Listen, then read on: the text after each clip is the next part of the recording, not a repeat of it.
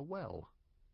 On the first day Coraline's family moved in, Miss Spink and Miss Forcible made a point of telling Coraline how dangerous the well was, and warned her to be sure she kept away from it.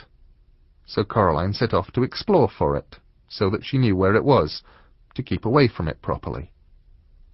She found it on the third day, in an overgrown meadow beside the tennis court, behind a clump of trees, a low brick circle almost hidden in the high grass.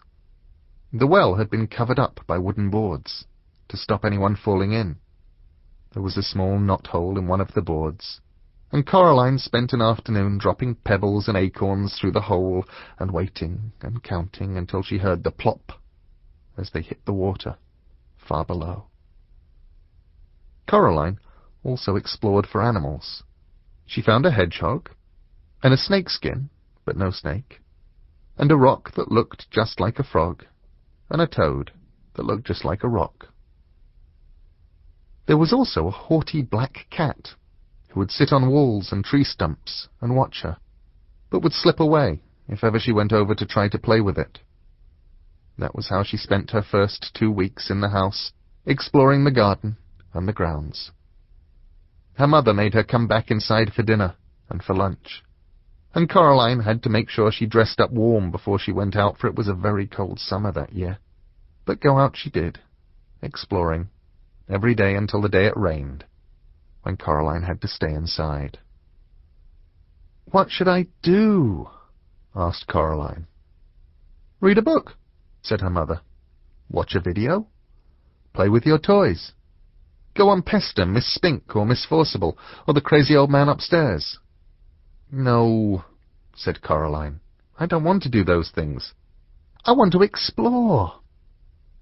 "I don't really mind what you do," said Coraline's mother, "as long as you don't make a mess." Coraline went over to the window and watched the rain come down. It wasn't the kind of rain you could go out in. It was the other kind, the kind that threw itself down from the sky and splashed where it landed. It was rain that meant business, and currently its business was turning the garden into a muddy, wet soup.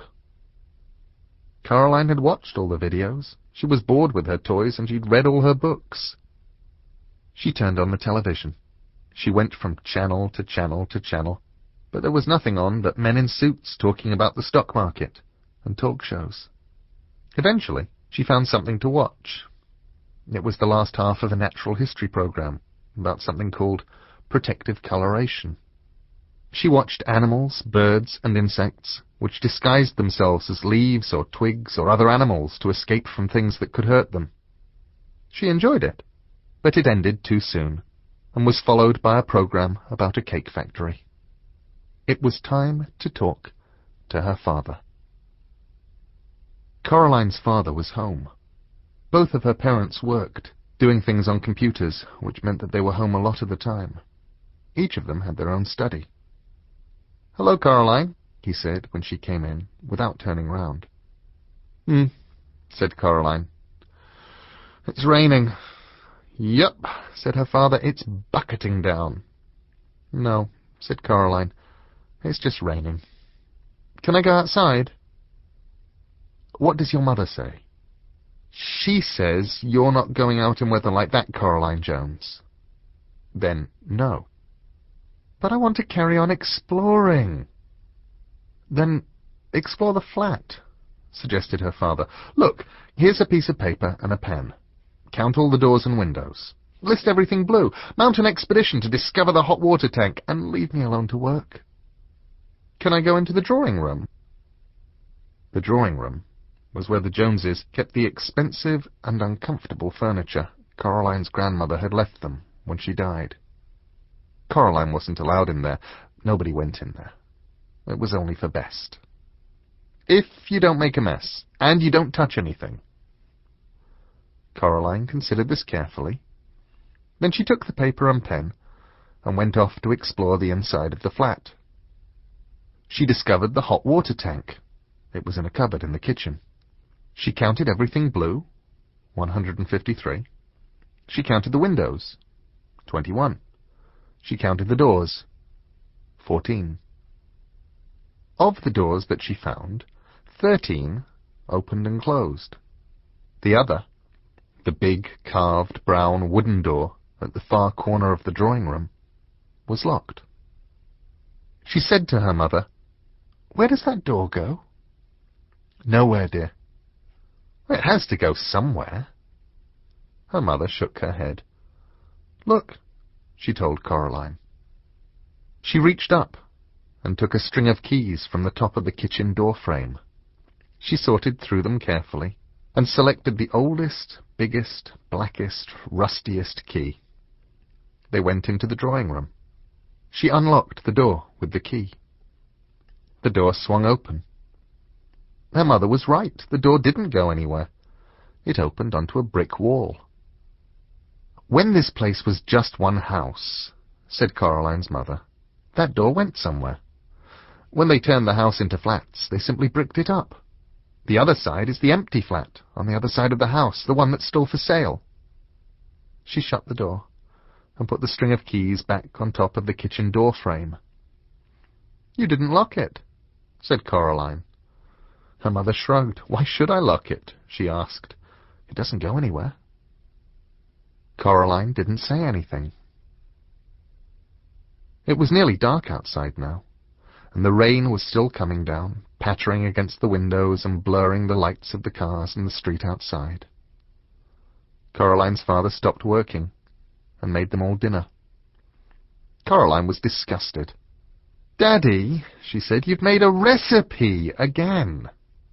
"It's leek and potato stew with a tarragon garnish and melted Gruyere cheese," he admitted.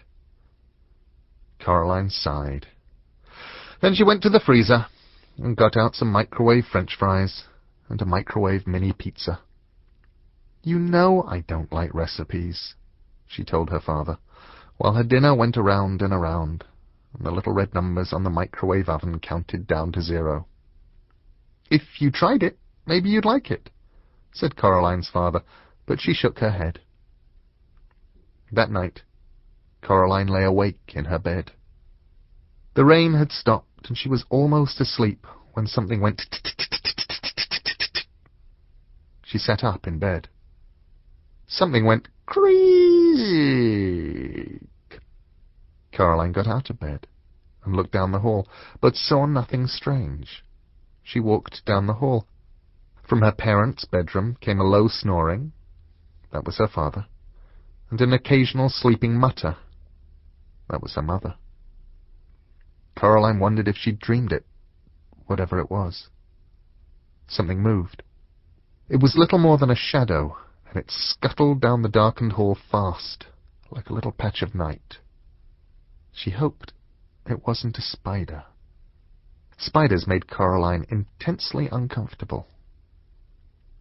The black shape went into the drawing room, and Coraline followed it in, a little nervously. The room was dark. The only light came from the hall, and Coraline, who was standing in the doorway, cast a huge and distorted shadow onto the drawing-room carpet. She looked like a thin, giant woman. Coraline was just wondering whether or not she ought to turn on the lights when she saw the black shape edge slowly out from beneath the sofa. It paused, and then dashed silently across the carpet toward the farthest corner of the room. There was no furniture in that corner of the room. Coraline turned on the light. There was nothing in the corner, nothing but the old door that opened onto the brick wall. She was sure that her mother had shut the door, but now it was ever so slightly open. Just a crack. Coraline went over to it and looked in.